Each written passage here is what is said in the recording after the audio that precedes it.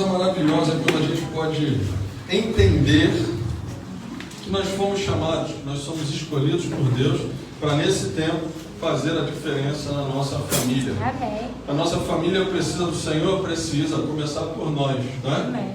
Mas a gente está aqui, eu vejo irmã Maria, eu vejo algumas pessoas, né, seu Romildo, estou vendo vocês. Ok, estou sozinho hoje, não importa. Por quê? A gente precisa entender, Lucas, você tem sido levantado por Deus nesse tempo, escolhido por Deus nesse dia, para você ser aquele agente que vai impactar a tua casa, a tua família. Aleluia! Você Glória crê a nisso? Deus. Se você crê, se você entende, Gabriel, você fez alguma coisa aí? Vamos lá, eu quero meditar na palavra do Senhor com vocês nesse dia. Tive a oportunidade de abrir o mês, hoje que eu me dei conta disso, tive a oportunidade de abrir o mês falando sobre família e quero, nesse último culto do mês de maio, todas as nossas igrejas, literalmente todas as nossas igrejas, Metodista Wesleyana, algumas outras também, mas na nossa denominação, as igrejas ao longo desse mês estão falando sobre a família. A importância da gente ministrar, da gente entender o nosso papel enquanto membros de uma família, né? A gente precisa entender para que Deus nos chama e o que Ele quer de nós. Então eu quero que você, ao meditar comigo, pensando na tua família, pensando na tua casa, quero que a gente aprenda com o Senhor. Se você pode abrir a tua Bíblia, Marcos, Evangelho de Marcos, segundo escreveu Marcos, né? Evangelho de Jesus, a gente tem uns vícios de linguagem, mas Evangelho registrado, narrado por Marcos, no capítulo número 5. Capítulo número 5, eu vou ler e quero meditar com vocês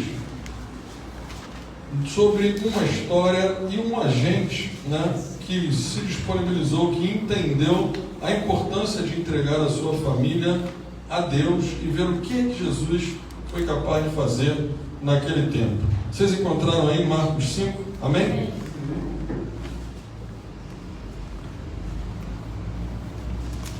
Marcos 5, vou começar a ler a partir do versículo 21.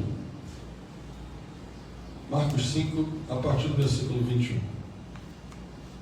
Diz assim o texto: E passando Jesus outra vez num barco para o outro lado, ajuntou-se a ele uma grande multidão, e ele estava junto do mar. E eis que chegou um dos discípulos da sinagoga, por nome Jairo. Pode repetir comigo aí? Um dos principais da sinagoga, por nome Jairo. E vendo-o, prostrou-se aos seus pés. E rogava-lhe muito, dizendo: Minha filha está moribunda. Rogo-te que venhas e lhe imponhas as mãos para que sare e viva. Olha o pedido de um dos principais da sinagoga, Jairo. Qual foi aqui? Rogando-lhe muito, dizendo: Minha filha está moribunda. Rogo-te que venhas e lhe imponhas as mãos, para que sare e viva. E foi com ele, e seguia-o uma grande multidão que o apertava. E certa mulher, que havia 12 anos tinha um fluxo de sangue, e que havia padecido muito com muitos médicos e despendido tudo quanto tinha, nada lhe aproveitando isso, antes indo a pior, ouvindo falar de Jesus, veio por de trás entre a multidão e tocou na sua veste, porque dizia: se tão somente tocar nas suas vestes, sararei. E logo se lhe secou a fonte do seu sangue, e sentiu no seu corpo estar já curada daquele mal. E logo Jesus, conhecendo que a virtude de si mesmo saíra, voltou-se para a multidão e disse: Quem tocou nas minhas vestes? E disseram-lhe os seus discípulos: Vês que a multidão te aperta e dizes: Quem me tocou? E ele olhava em redor para ver a que isto fizeram.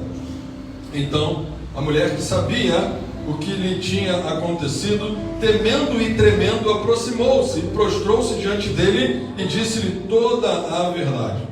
E ele lhe disse: Filha, o teu entendimento te salvou. Ninguém me questiona? A Bíblia de vocês é diferente da minha, gente? A minha fala entendimento. Totalmente diferente? Então, que bom. É isso mesmo. Lê comigo e vai entendendo. Aqui, ó. A cola aqui, ó. Minha filha, a tua fé te salvou. Coisa linda, né? Vai em paz e ser curada desse teu mal. Verso 35. Estando ele ainda falando, chegaram alguns do principal da sinagoga, a quem disseram: a tua filha está morta. Estamos falando de quem agora, gente? Lá do Jairo. Ok? Vocês estão comigo, que bom, né? Ah lá, chegaram aqueles com interesse de fazer coisa boa, de dar notícia ruim. Olha isso. Chegaram e disseram: ó, tua filha está morta. Para que enfadas mais o mestre? Grava esse versículo. Tua filha está morta. Para que você vai continuar aí importunando o mestre? Essa foi a pergunta, ou foi a colocação dos tais amigos, aqueles que estavam andando, caminhando com Jairo, que conheciam Jairo. Grava isso, a gente vai explicar no decorrer da mensagem. Verso 36, Jesus, tendo ouvido estas palavras, disse ao principal da sinagoga: não temas, crê somente. Olha lá, viu, meu irmão? Eu vi a senhora fazer assim, a senhora viu? Crê somente, crê. É por isso que a gente acabou de cantar, gente. Não é para entender nada.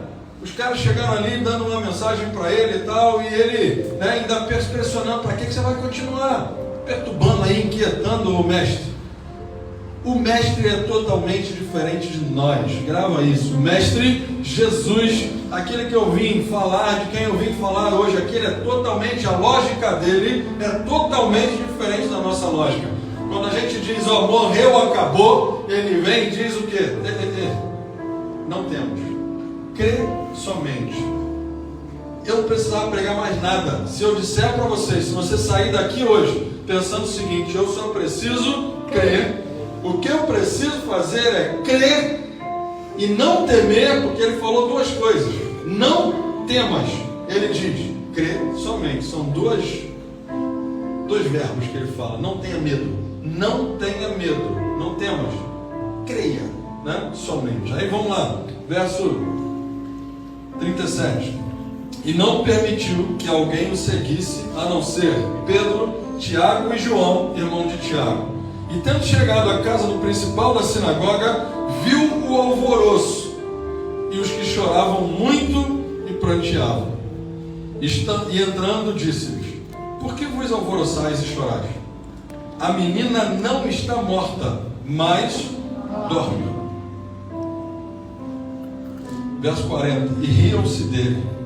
Porém ele, tendo-os feito sair, tomou consigo o pai e a mãe da menina e os que com ele estavam, e entrou onde a menina estava deitada. E tomando a mão da menina, disse-lhe: Talita cumi, que traduzido é: menina, a ti te digo, levanta-te.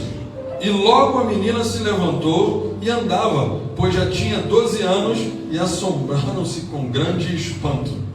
E mandou-lhes expressamente que ninguém o soubesse, e disse que lhe dessem de comer.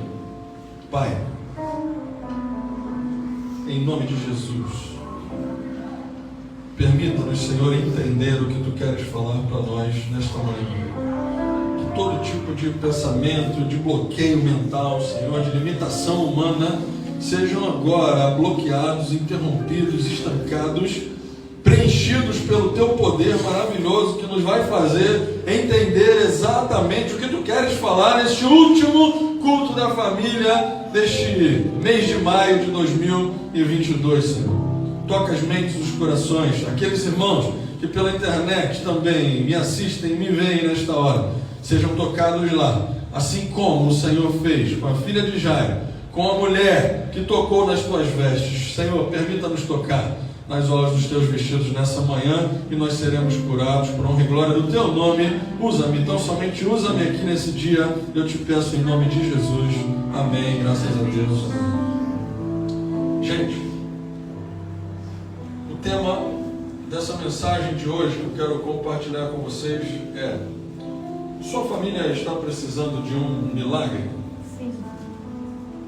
Uma pergunta que eu estou fazendo para vocês. Sua família está precisando de um milagre? Sim. Sim. Vocês me respondem que sim. Dá para pegar meu óculos, por favor. Tá aí, Fabiana. Se vocês me respondem que a família de vocês está precisando de um milagre, a minha também está. E aí a gente pode se colocar num pé de igualdade, ou no mesmo nível aqui hoje, todos nós. Não é porque eu estou com o microfone na minha mão que tenho algo diferente para oferecer a vocês. Nada, nada, nada. Minha família também precisa de um milagre. A nossa família precisa de um milagre. A gente acabou de ver no texto que nós lemos, no versículo 23, que Jairo, um dos principais da sinagoga, o que ele fez? Ele chegou lá e perto de Jesus lhe implorou insistentemente, na versão que eu tenho aqui: minha filhinha está morrendo, ou está moribunda.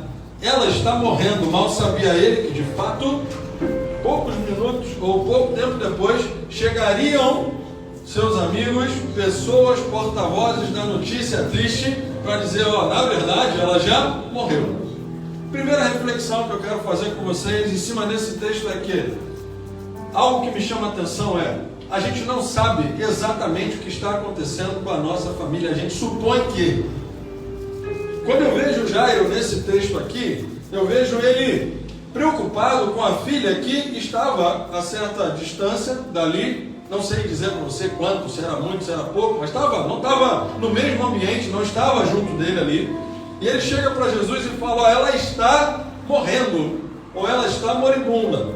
Mas na verdade o que já estava acontecendo era uma outra condição diferente lá. Muitas vezes a gente está pensando que ainda está moribundo alguém, ou que alguém está morrendo, mas na verdade a pessoa já pode ter inclusive morrido espiritualmente, primeiramente falando. Quando a gente fala de morte, quando a gente pensa em morte, já expliquei isso aqui para vocês, vocês já devem entender. Morte na Bíblia significa separação. Se morte é separação, a gente pode entender morte por dois aspectos. Primeiro, eu posso estar vivo, o corpo vivo, falando para vocês aqui, e espiritualmente estar morto. Eu posso morrer fisicamente e todo mundo vai saber que eu morri. Detectar a morte física é fácil. Por que eu digo? Tem gente aqui que trabalha na saúde, já trabalhou, irmã Terezinha, aí tem as pessoas que, com certeza, colocam um aparelhinho, ou nem precisa de aparelho, coloca a mão na jugular da pessoa, tenta pegar o pulso, você já sabe que já partiu.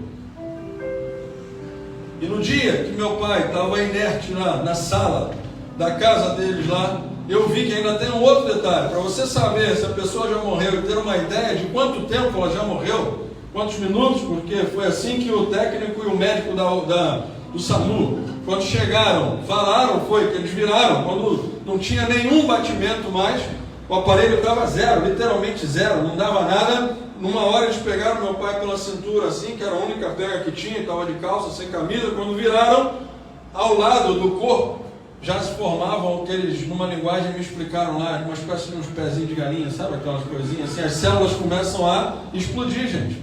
E logo imediatamente após passar o tempo da nossa, é só o coração parar de bater, que as células, o oxigênio já começa a não chegar, o sangue já não circula mais, a gente começa a explodir, literalmente, de dentro para fora. É assim. Para que é que você tem que se preocupar tanto com o tempo que você vai viver aqui, se em algum momento você, se Jesus não voltar, a gente vai morrer, gente. Se tem uma certeza que a gente tem na vida, é que se ele não voltar, e disso a gente tem certeza que ele voltará, a gente não sabe quando. Então, como eu não sei o quando, eu sei que eu vou um dia, se ele não voltar e me arrebatar, eu vou morrer. Alguém aqui discorda de mim? Alguém pensa diferente? Não. Está destinado, a partir do momento em que entrou o pecado no mundo, fez-se separação. Começou a existir a separação entre Deus e o homem. E aí a gente pode ver, como a gente vê muita gente que já morreu, eles só não sabem que morreram ainda, eles estão andando pela rua aí, estão passando para cá e para lá, às vezes estão junto conosco, dentro da nossa casa, já morreram. A gente precisa dizer essa verdade para as pessoas. Doa o que doer. Meu amigo, você está morto espiritualmente, você precisa levantar. Que quem vai te levantar? O poder de Deus, a graça de Deus e a palavra de Deus, que é capaz de transformar o nosso estado ruim. Muitas pessoas estão sofrendo porque têm uma casa e não uma família. Grava isso. Muita gente está sofrendo porque eles têm o quê? Tem uma casa, mas não tem uma família. Família é afeto. Nas minhas definições aqui, família é afeto, cuidado, amor, comunhão, diálogo, abraço, beijo, alegria, calor humano, crescimento, apoio, socorro e por aí vai. Parei aqui e coloquei reticências. Família é isso. Você que me escuta hoje, está numa casa ou está numa família? É para você pensar. E não é para você nessa hora ou para que eu faça alguma análise e diga, bom, eu estou numa casa somente. Mas quem é que vai mudar a realidade dessa casa? Deus vai fazer. Através de quem? Através da pessoa que está lá agora? Não. É através da pessoa que está aqui. É através da pessoa que recebe essa mensagem, que escuta essa mensagem de Deus nessa manhã, para poder, eu preciso me posicionar, porque é a partir de mim que a mudança na minha casa, a transformação de casa para a família acontecerá. Muita gente não quer sair do trabalho. Eu trabalhei com gente assim, queridos, que tem uma casa lá na Barra da Tijuca. Posso dizer para vocês, talvez no bairro que você imaginou na tua mente, eu gostaria de morar lá. Passamos lá ontem, de frente. Eu lembrei, fiquei quieto, porque eu só vou falar agora, porque senão eu ia queimar a largada. Passamos lá ontem, na frente do condomínio Barra, Pedra de Itaúna. Não sei se vocês já escutaram falar. O pastor da igreja de Junilópolis, eu fui na casa dele lá. Pedra de Itaúna, mansões. Conheci. Trabalhei com pessoas que trabalharam nesse ambiente, que vivem lá. Ok? Que moravam. Alguns trabalhavam também. É o caso do irmão José, que trabalhou na casa do diretor que morava. Então tem os que trabalhavam, tem os que moravam. Não falei tão errado. Mas assim, de qualquer forma, o que a gente precisa entender? Alguns deles, ao final do expediente, a decisão deles era: não quero voltar para aquele lugar. Vou ficar aqui. Vou permanecer. Trabalhavam horas e horas e horas e mais horas e perturbavam os outros, porque tinham posição de comando sobre os outros. E como eles ficavam, como eles não queriam ir, muita gente não tem coragem de dizer: cara, fica aí, você quer ficar, você fica. Eu tenho uma família, eu tenho um lar, eu quero voltar para minha casa. E aí por quê? Porque não vê o chefe sair, fica lá um monte de gente lá, só para fazer aquela média. Verdade, estou falando verdade. Ficavam lá as pessoas, né? E esse atazanado que não tinha uma família em casa ainda transformava, impactava a vida de outras pessoas também. Por quê? Porque alguns que ficavam naquele esquema de estender o horário e tudo, começavam a partir de um certo horário a receber a chamada da mulher, chamada dos filhos, chamada daqueles que queriam ter tudo isso que eu falei: afeto, carinho, socorro, amor, contato, calor humano, e não estavam tendo. Vocês conseguem entender? Família é muito, muito mais do que ter uma casa. Ter a casa é bom. E que bom que eu olho para pessoas aqui que, independente do tamanho da casa, tem uma casa para morar, para viver. A gente tem que agradecer a Deus pela nossa casa, né? Mas a gente tem que entender o nosso papel dentro da nossa família. Como se encontra a sua família hoje? Pensa aí. Que tipo de crise você e sua família estão enfrentando? Crise conjugal? Crise pessoal? Existencial? Qual é o tipo de crise? crise física, crise financeira. O que está à beira da morte na tua casa hoje? Essa é a pergunta. E a gente tem que encontrar resposta no texto que nós lemos. A pregação da palavra de Deus nada mais é do que a exposição do texto. A gente tem que ler o texto da Bíblia, fazer as perguntas, como eu estou trazendo agora para você, e encontrar na Bíblia, na própria palavra, no texto que nós lemos, encontrar as respostas. Afinal de contas, a Bíblia é a inerrante palavra de Deus. Ela é a palavra de Deus. Ela não somente contém, ela é a palavra de Deus. Ela é inerrante porque ela não erra em momento nenhum. Foi Deus quem falou e permitiu, inspirou alguns homens para escreverem esse texto. Portanto, quando chega para nós, a gente precisa entender isso e buscar, ok, se eu estou em crise, se a minha família está em crise, seja lá qual for a crise, eu já falei, conjugal, física, financeira, emocional, existencial, qual é a coisa que está à beira da morte na tua família hoje? Toda família enfrenta momentos de tensão. Foi por isso que eu perguntei a vocês: e aí, está tudo bem lá? Está tudo tranquilo? Cristiano, Edilson estiveram aqui domingo passado, testemunharam, deram um exemplo de que quando a gente olha muitas vezes para o tipo, para o externo, para o exterior, parece que está tudo caminhando, está tudo fluindo excelentemente bem.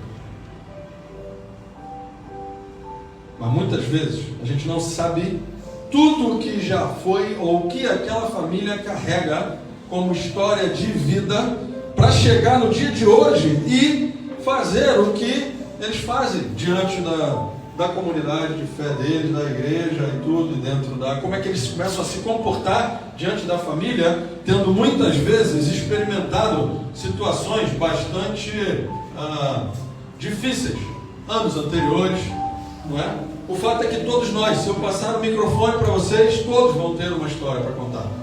Minha mãe está aqui. Minha mãe se identificou tremendamente com a mensagem do domingo passado. Por quê? Porque falou, bom, quando eu escutei a mensagem do domingo passado, eu também lembrei, pude me colocar numa condição de entender. Caramba, eu acho que eu fiz certo. E na verdade fez mesmo. Tomou atitudes, muitas atitudes, em momentos muito duros, muito difíceis na vida, onde decidiu, ok, eu dou um passo para trás, as decisões não serão as minhas decisões somente, por quê? Porque eu tenho que decidir pela minha família. Quem entende o que é o conceito de família, não toma a decisão egocêntrica, aquela coisa não, para mim vai ser bom, que se dane o resto, me desculpem a expressão. Quem pensa, quem entende o que é família, quem entendeu que família é tudo o que eu falei aqui hoje já, nunca mais vai tomar uma decisão, e eu não estou dizendo não vai errar. Hoje de manhã eu já falei, contei um caos meu aqui. Errei, reconheço, não é? Procuro não fazer mais, não errar daquela maneira ali, mas ainda assim, se eu cair, porque um dia ainda posso voltar a cometer algum deslize, eu sei que o poder de Deus vai se aperfeiçoar na minha fraqueza. A gente precisa entender isso e não usar isso como muleta, tá? Eu errei, então, né, como muleta aqui. Não, Deus vai sempre me alcançando. Não, errar hoje uma coisa, tentar não errar de novo, a mesma erro, ou a mesma falha, o mesmo problema, de novo. Avançar na vida, desenvolver, mudar a realidade. É isso que a gente precisa entender. Todos nós estamos no mesmo cenário. Não tem diferença, cara. Todas as famílias precisam de um milagre. Todas enfrentam tensão. Se a tua família está vivendo um momento de tensão hoje, seja lá qual for a área, como a gente já falou, não pense que você está sozinho. Você não está sozinho ou sozinha. Todos nós estamos aqui e todos nós precisamos entender que somente na presença do Senhor Jesus é que as coisas mudarão. fora dela, todas as famílias, nós seremos mais uma família como tantas outras que estão ali fora agora batendo cabeça, e muita gente hoje decidindo, chegando e dizendo, ó, gente, eu abro mão da minha família. A única diferença que tem é que quando a gente entende Jesus, quando a gente recebe Jesus, a gente passa a saber como Jairo fez no texto. Bom, ela está morrendo lá, na visão dele, o quanto ele conseguia enxergar, ela está morrendo, mas tem um que pode dar vida. O que pode dar vida está aqui nessa manhã, está aqui, ele está, o que pode dar vida, o que pode mudar a realidade da nossa família está aqui hoje, gente. A gente precisa entender isso. Nós falamos de um Deus que reside de manhã, e reside onde? Nas quatro paredes aqui dessa sala, desse ambiente onde a gente está em Cascadura? Não! Ele caminha, ele reside dentro de nós. Então ele está aqui, sim, ele está aqui. Graças a Deus por isso, porque ele está aqui. Então, ó, todas as brigas, os conflitos, enfermidades. Briga, talvez você não tenha briga nenhuma, mas você está enfrentando uma enfermidade. Luto. O luto. Perdas. Esses dias eu estava vendo alguém falar sobre os 2 anos e pouco da pandemia e se referia a tantas perdas. Aliás, no domingo passado, também, lá no culto da família em Mato Alto, a missionária Tatiana falou, irmão, talvez você que esteja aqui nessa hora pode lembrar de algum parente teu, algum amigo, algum familiar que durante o tempo da pandemia se foi. Quanta gente foi? Nosso país passam de 665 mil, se eu não estou enganado, e jamais, aí por aí, 666 mil, alguma coisa assim. Você imagina quanta gente, queridos, perdeu. Então, famílias que vivem hoje, possivelmente, o luto, tiveram perdas. Não somente físicas, mas tiveram perdas. Perderam emprego. Perderam os negócios. Quantas? Ali. Não estou falando de bobagem, de bobeira nenhuma. Olha para trás, você vai ver portas lá, aquelas portas na esquina ali. Ali funcionava uma padaria há um pouco mais de 1 ano, gente. Por que fechou? Vai lá ver. Algumas das razões pode ter sido um problema de administração, pode ter sido, eu não sei. Mas o que aconteceu ali, aconteceu em muitos outros ambientes, não só no Brasil, mas fora do Brasil também, onde empresários tiveram perdas. A família daquele empresário, a família das pessoas que perderam o trabalho, foi impactada ou não foi? Óbvio que foi. Tudo isso está diante de nós e de todos nós. Então, nenhum de nós está isento dessa possibilidade. Nenhum. Tá certo? Agora, é certo que toda família precisa do milagre de Deus e de sua intervenção para que possa o quê? Vencer. A gente precisa de Deus. Para vencer, não tem como vencer sem ser na presença de Deus. O milagre que nossos familiares tanto precisam, só Jesus pode operar. Grava isso. O milagre que os nossos familiares todos precisam, só Jesus pode operar. Aleluia. Só mesmo. Nós precisamos entender isso. Só Ele poderá fazer. No livro de Marcos, no capítulo 5, tem um relato, a gente leu, sobre um pai de família que sentiu a necessidade de um milagre na sua casa. Jairo era um homem culto. Não pensa que Jairo era um dos principais da sinagoga, gente. Só pelo fato do texto dizer isso, se você estudar um pouquinho de história da igreja, ou de história, né? Estudar um pouquinho do tempo de Jesus, estudar um pouco de história da humanidade, estudar um pouco de história do mundo judeu, você vai entender que quem era principal da sinagoga não era qualquer um, não. Não era um pobrezinho. Não era. Pobre que eu digo sem dinheiro. Não. Era culto, poderoso, porque ele tinha autoridade sobre as pessoas. Era alguém que pensava. E quem pensa, por isso que eu quero que vocês pensem, que cada dia vocês pensem mais. Porque quem pensa tende a conduzir os outros e não ser conduzido por qualquer coisinha que fala. Eu quero que vocês pensem, tudo que eu estou falando, tudo que as mensagens que saírem desse púlpito aqui, seja quem quer que pegue o microfone para pregar, o tempo inteiro você tem que estar meditando e colocando o teu cérebro para funcionar, para conectar com a mensagem de Deus, porque se você fizer assim, você vai, primeiro, ativar os neurônios que aí estão. Você tem que fazer isso, senão o cérebro que fica paralisado, ele tende a, parar, diminuir a frequência, os impulsos que ele manda para comandar todo o corpo. A gente tem que exercitar o nosso cérebro, isso a ciência já diz. E falando da palavra de Deus, trazendo para o espiritual, nosso cérebro, nossa mente, é o local onde o Espírito Santo quer começar a transformar. Por quê? Porque quando a gente lê a palavra, na mente ela começa a fazer a transformação. O diabo, o nosso adversário, ele quer atuar onde? Na mente. Não é à toa que as pessoas estão aí fora se matando, dando cabo da vida. Muitas pessoas deprimidas. Onde a doença começa? Começa na mente. E você? Qual é a decisão que você vai tomar? Vai levar para a tua casa essa enfermidade da mente também? Ou vai levantar e vai dizer, não, eu não. Eu me posiciono de maneira diferente. Por quê? Porque eu sei que quem opera em mim é o único que é capaz de operar todos os milagres. É Jesus quem opera em mim. O Espírito Santo dele é quem muda a realidade da minha casa, da minha família, da minha vida. Essa postura, o que faz a gente diferente do povo lá fora, gente, é exatamente isso. É a gente ter a que se apegar.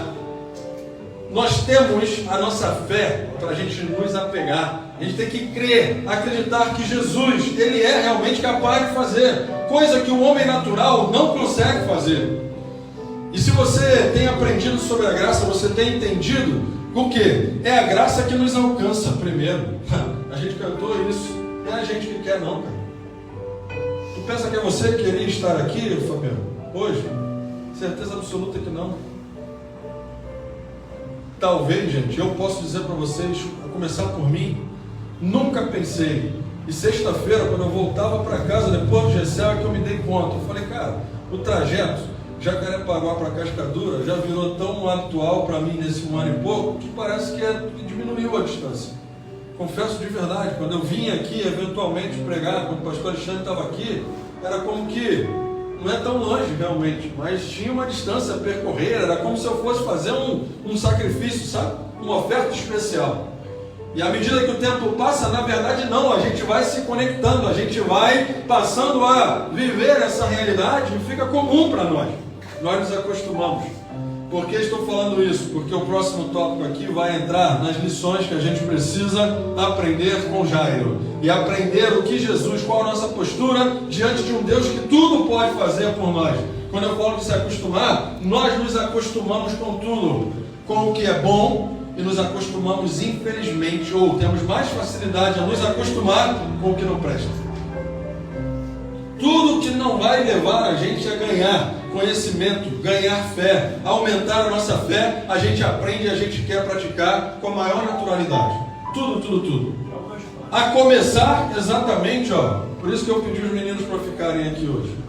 Estão começando agora, estão começando a trajetória da vida, tem que receber esse tipo de palavra e entender que, é isso que vocês têm que fazer. Jogar é bom?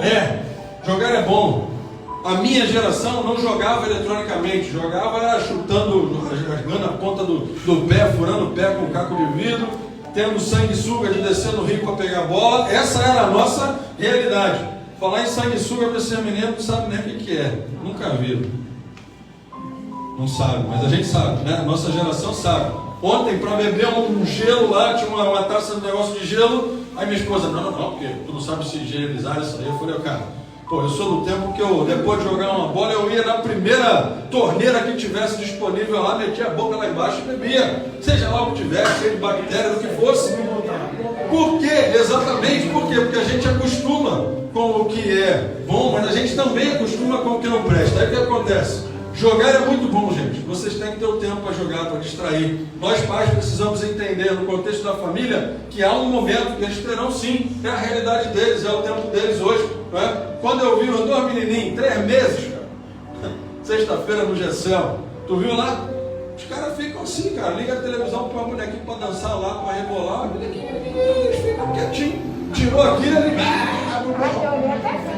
Gente, a meninada, a gente precisa fazer a leitura do tempo. É diferente da gente, não adianta. Eu comprei lá, tem um terreno lá em casa. Está lá o terreno. Se fosse no meu tempo, a graminha que tem lá, que a gente corta, fica aquela gramadinha, parece um tapete. Se fosse no meu tempo, todo mundo ia colocar luva de goleiro, ia querer, eu sou goleiro. Por quê? Porque cair na grama era uma alegria tremenda. Mas isso era o meu tempo, 30 anos atrás, mais de 30. Hoje em dia, está lá o terreno, fica lá, só para o cachorro fazer a necessidade dele. Essa é a realidade. Pedro não vai lá, Bianca também não. Não é a realidade dessa turma aí. A gente precisa ler. Agora, a gente precisa ensinar para vocês. Vocês precisam, da mesma maneira que a gente tem que ler o tempo de vocês, vocês precisam escutar o que os mais velhos estão dizendo e entender o seguinte: vocês vão se acostumar com coisas boas, mas também vão aprender muita porcaria, e vocês precisam se livrar desse tipo de risco. Tudo que a gente faz na vida, a gente assume riscos. E aí, quando vocês estão jogando, você está assumindo um risco de congelar, de manter o teu cérebro ali, de repente, num patamar, que de repente, quando você encarar uma realidade lá fora, você vai precisar ver outras coisas, ter mais interação com gente. Uma das coisas que o tempo atual faz com as crianças é o que? Isolá-los, deixá-los isolados. Ok, interajo muito bem, muito melhor que o meu pai, quando eu estou diante de uma tela. Mas quando eu saio daqui, que o meu pai fala, dá bom dia para a tia do lado aí, dá bom dia para a professora, e parece que é uma estátua, uma dificuldade terrível. Se der um microfone para o cara ler um versículo aqui, a perna do cara bate joelho com joelho. Não pode ser assim. Você pode desenvolver, você tem que aprender lá, mas você, no contexto da família, tem que usar os teus pais, os teus avós, para poder interagir com eles. Vocês estão entendendo, os meninos, inclusive Júlio aí, Alice? É importante vocês usarem esse tempo para interagirem com os mais velhos. Daí a família ter toda essa questão de geração. É para um ir passando para o outro, né? E a gente vem hoje, a sociedade vive o que vive e tende a viver dias ainda muito piores. Por quê? Porque a igreja, de algum tempo atrás, andou se calando, ou falando muito, mas deixando de falar a verdade, de confrontar, de dizer logo, cara, deixa isso. Aí fica numa de arrumar o discurso bonitinho e tal, tudo, né? Que Deus vai fazer, que Deus vai trabalhar, que Deus só ama, que Ele ama mesmo. Já falamos hoje isso aqui. Mas porque Ele ama, que Ele quer que a gente entre no caminho certo, no rumo certo. Eu olhei para a Cristina, não sei porquê, não vou contar não. Se você quiser ver, veja a mãe dela pregando domingo passado lá no Facebook, e você vai ver o que ela falou de você. Coisa boa, mas só tem um exemplozinho de um tempo, que a ovelhinha está meio querendo desgarrar, né? E aí hoje é muito bom ver Cristina louvando ao Senhor, a presença de Deus, não é? Quanto alegra o coração da mãe, mas que teve um tempo de tensão, de preocupação. De novo, todos terão seu tempo de tensão. Mas passa, o momento passa, se a gente permanecer na presença de Deus. Vamos lá. Podemos tirar um rico ensino com a família de Jairo. Que ensino é esse? Vou passar rapidamente aqui para vocês poderem ver. Tópico 1. Toda família enfrenta o sofrimento. Toda família. Aparentemente, ele tinha tudo que uma família precisa para ser feliz. Aparentemente, não faltava nada. Tinha roupas finas, tinha carro do ano, que não tinha naquele tempo, mas quanta gente hoje tem carro do ano. Eu posso ter a ideia de que Jairo, por ser um dos principais da sinagoga, se fosse no tempo de hoje, trazendo para o tempo atual, era um dos caras que teria sim um carro do ano aqui hoje. Então, roupa fina, carro do ano, uma casa no melhor bairro da cidade, uma empresa próspera, uma boa família, tudo isso todos nós queremos. Ou você não quer? Não quero. Quer, eu também quero, e todos queremos. Se a gente disser que não, já estamos começando a pecar, e já estamos nos filiando ao pai da mentira, que é o diabo. Não seja assim. Para ser humilde, você não precisa ser mentiroso e dizer que você não tem sonho. Entenderam o que eu falei? Você precisa dizer, eu tenho meus sonhos sim, eu tenho meus ideais de vida sim, eu tenho projetos de crescimento para a minha vida sim. Precisa ter meta. Quem não tem meta, quem não tem objetivo, vai para qualquer canto e está tudo certo. E vive batendo cabeça, é a maioria dos que eu vejo por aí. É assim, Gente que não consegue nada, não consegue galgar nada na vida, os anos passam, ele não progride um centavo, nada. Você vai perguntar, eu tenho certeza, se eu for lá fazer 3 perguntas, eu descubro que já faltava logo de cara a meta, não tem objetivo, não sabe para onde vai, qualquer lugar está valendo. Toda a família enfrenta o sofrimento. Agora, é quando a doença chega, quando não tem dinheiro, quando não tem posição social, nem riqueza que possa alcançar ou acalmar o coração, é que a gente precisa entender e nos apegar literalmente à nossa fé. É o que vai fazer a diferença entre nós e o povo lá fora. A tua fé vai te salvar. Lembram quando Jesus fala para a mulher do fluxo de sangue? Ele diz o seguinte: filhinha, a tua fé te salvou. Vai em paz. Vai em paz. Tópico 2. Toda família precisa de um encontro com Jesus. Amém. Não sei se meus amigos de Vicente Carvalho estão por aí, mas é possível que eles estejam. Falo especificamente para o Adriel, para a Raíssa. A Raíssa esteve no GCL, muito bom. Adriel, se vocês estão por aí, entenda uma coisa: não tem outra opção, não tem caminho, não adianta. Okay? Não adianta querer trilhar um outro caminho. O único caminho, Jesus disse: eu sou o caminho, eu sou a verdade e eu sou a vida. Não há outra possibilidade. Fora, eu lembro que eu preguei aqui João capítulo 15, falando sobre a videira verdadeira. Se nós não estivermos enxertados, conectados com a videira que é Jesus, a gente vai perambular literalmente por essa vida aqui, peregrinar, viver agonias, viver tristeza, e após outra tristeza virá. É diferente. Enfrentar lutas e viver na tristeza são coisas totalmente desconexas, diferentes. Lutas todos passaremos, mas viver mergulhado em dia difícil, em tristeza, em amargura, igual a Ianazinha do desenho que dizia: ó dia, ó céus, né? Aquele já era um exemplo de que alguém já fazia a leitura, né? Como era o nome dele? Lipe, né? Era Lipe, Rony, Lipe, um negócio desse assim, né? No tempo de muita gente. Mas assim, independente disso, a gente precisa entender que Jesus transforma hienas em águias. Aleluia. Você crê nisso? Olha, eu estou inventando, é uma conjectura minha, mas ele é capaz de fazer. Transformar a hiena que vive lamentando em águias, que fazem o quê? Que encaram a realidade, que de tempos em tempos trocam as unhas, as garras, para fazer o quê? O bico também, né? Troca o bico, bate lá até aquele bico velho que já não serve mais. Tem muita gente aqui, talvez precisando bater com o bico na parede. Está velho já, está velhaco, ficou velho já.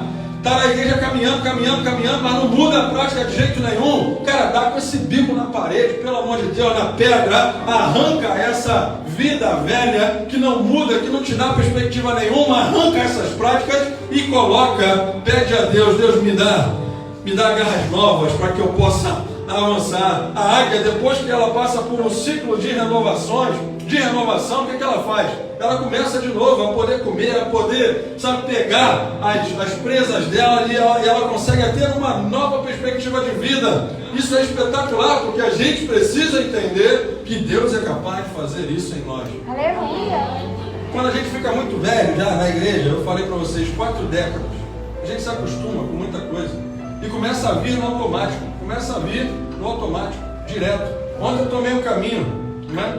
Falei para ele, falei para minha esposa, eu saí numa direção lá, era para pegar a Avenida das Américas direto. Mas como eu, quando estou no recreio, normalmente eu pego num determinado trecho ali da Américas, eu caio para a direita para cruzar para o Rio Centro, em vez de ir direto para Barra, o que eu fiz? Meu cérebro me levou direto para fazer o quê? Eu tinha que ir reto ontem, mas eu fui para onde eu sempre vou, no automático, entrei no retorno. Aí o retorno lotado, cheio de carro. Aí eu falei: Jesus, cara. Aí minha esposa: eu estava pensando para onde tu ia, mas não falei. Aí tá lá, ó. Quem não fala, quem não ajuda, vai pro engarrafamento junto. Não sei se você está entendendo o que eu estou falando. Você está rindo, mas é verdade. Podia ter dado um toque, o cara, vai para onde? Avisa ao teu familiar antes dele fazer a lambança, Porque depois que fizer, você é família. Vai Olha lá, sofrer. estava todo mundo dentro do carro. Agora não dava para descer e ir andando na Avenida das Américas a pé. Tinha que esperar agora contornar toda aquela situação e sair. Olha que exemplo, que paralelo que a gente viveu ontem. Eu nem me liguei, mas que dá para encaixar dentro dessa mensagem perfeitamente. Vocês estão entendendo? Quem é família entende que família é afeto, é calor humano, é socorro, é suporte. Quando alguém não estiver bem, o outro, dá uma catucada e levanta aí, filho. Levanta, vamos embora, vamos junto, sigamos para frente.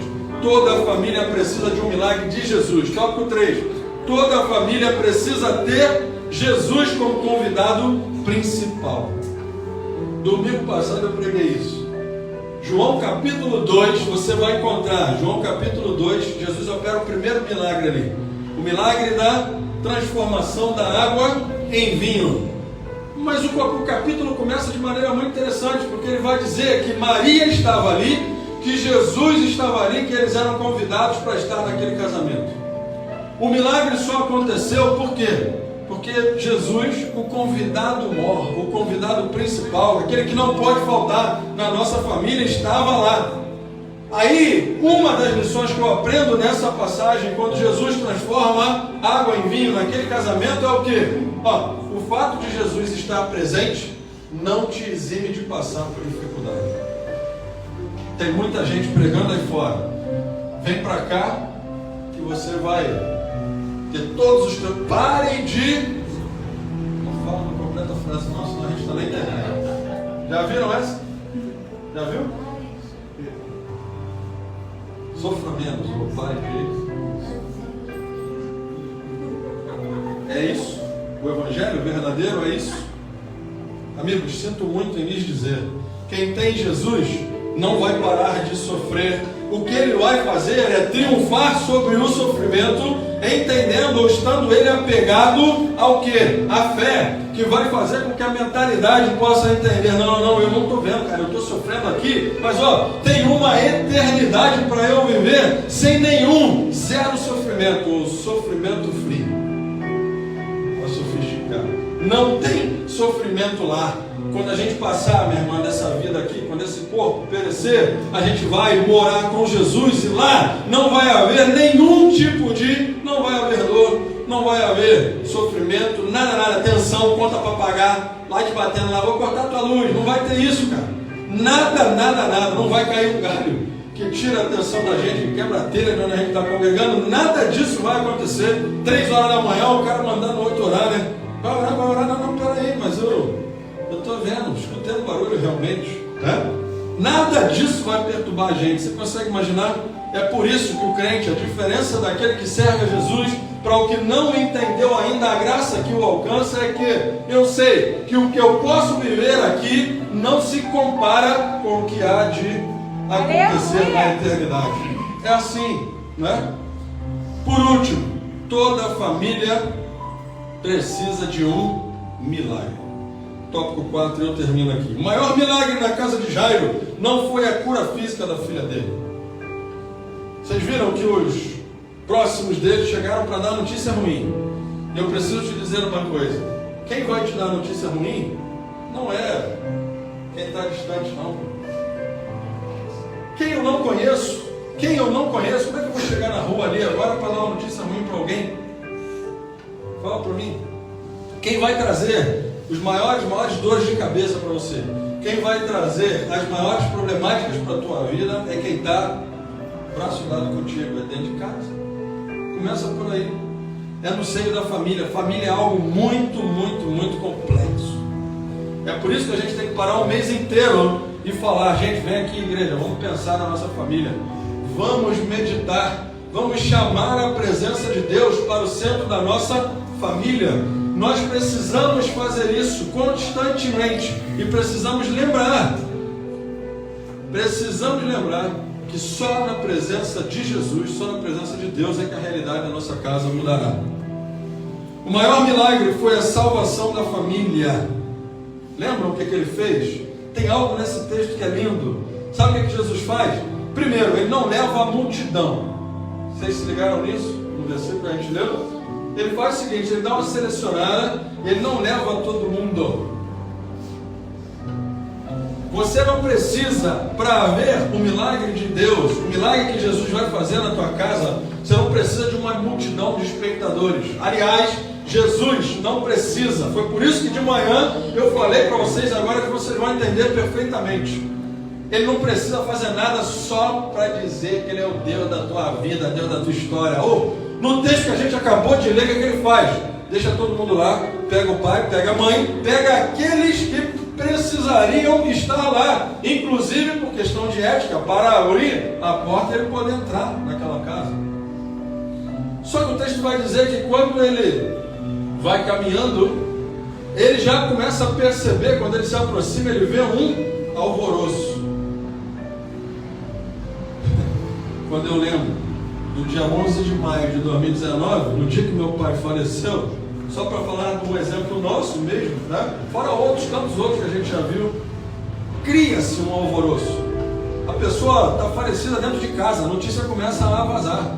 Antes de eu chegar no local, meu telefone não parava já, porque começa, ainda mais na era da tecnologia que a gente vive hoje. Vai muito rápido, é verdade. Eu falei, não sei, cara, eu não cheguei ainda. Eu queria crer que não, mas tudo dizia que era verdade. E assim, o alvoroço surgirá.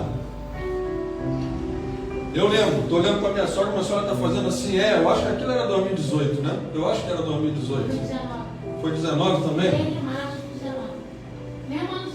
Não, esse foi rosa, foi antes. Então foi agora, foi 18 quando o Fábio... Exato. Um alvoroço. Estou eu e Fabiana voltando, 13 de agosto de 2018. Estou eu e Fabiana voltando da escola ali, buscar o Pedro, ou alguma coisa assim, Bianca, não sei, Pedro.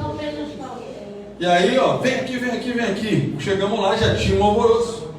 Sempre vai haver um alvoroço quando na tua casa houver alguma situação, não é? Que possa mostrar falta de controle ou perda de controle da situação para o homem natural.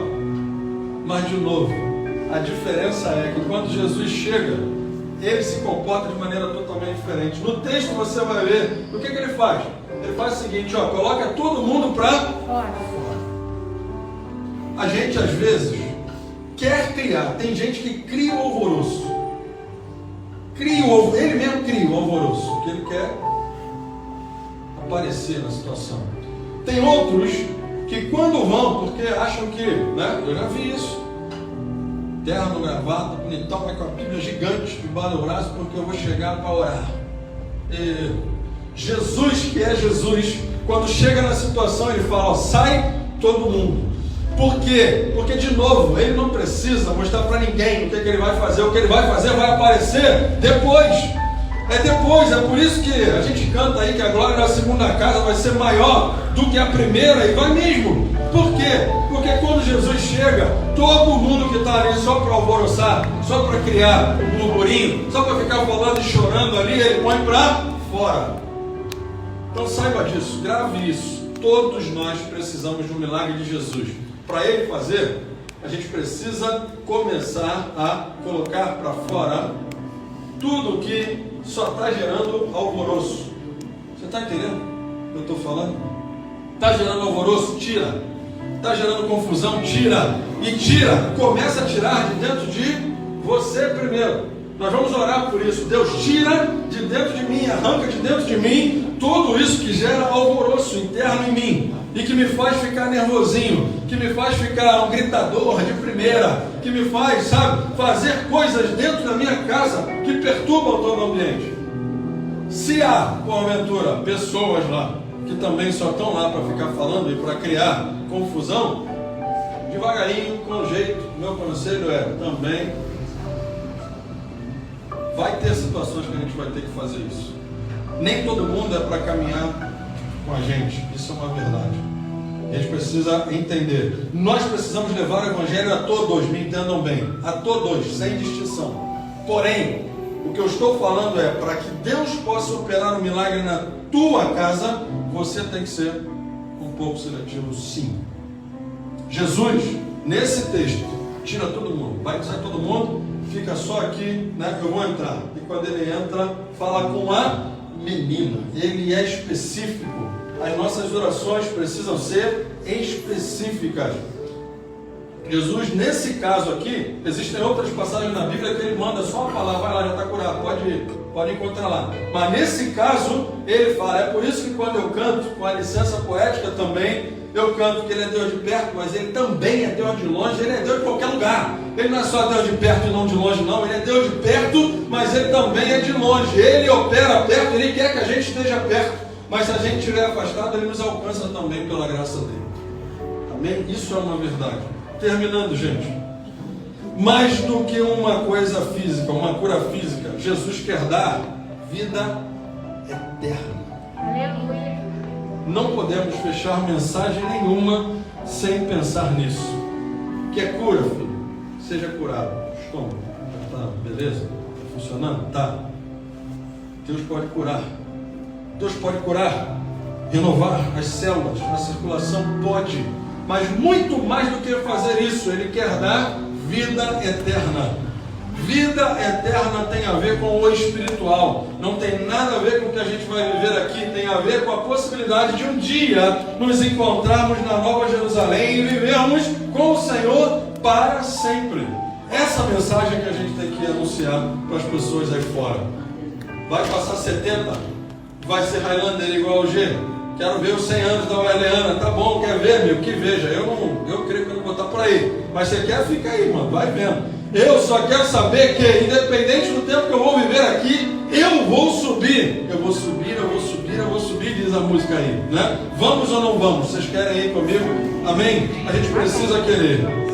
Ele veio para dar à nossa família vida abundante. Jesus veio aqui para dar à nossa família vida abundante. Entenda isso, saia daqui com fé, convicto no teu coração. Ó, Jesus veio para dar vida abundante à minha família. Amém? O exemplo de oração que pode trazer o maior retorno para a sua família foi ensinado por Josué. E aí eu termino aqui. Vocês todos escutaram há cerca de 3 semanas atrás a gente ministrar na quinta-feira esse texto. Eu e a minha casa serviremos ao Senhor. Você pode falar com toda a força do teu pulmão. Vamos lá. Eu e a minha casa serviremos ao Senhor. Que essa seja uma realidade na nossa vida, né? Que você possa entender que a partir de hoje a tua família, como toda a família, enfrenta o sofrimento. É uma verdade, enfrentaremos. Mas, se enfrentarmos o sofrimento e tivermos convidado Jesus para se encontrar com a gente, e a gente desejar todo dia encontrar com Jesus, a gente vai ter uma vida muito melhor, ao ponto de, tendo Jesus como convidado principal, experimentarmos o milagre dele na nossa casa, na nossa família. Seja o milagre que você entender que precisa. Eu queria que você se colocasse de pé nessa hora. Vitão, vai no Deus que cuida de mim. Eu estava dedicando aí, veio à minha mente aqui. Eu queria louvar nessa canção aqui agora com você. Tenha certeza, cante isso. Se você está me vendo aí, se você está conectado pela internet, cante isso também, tá?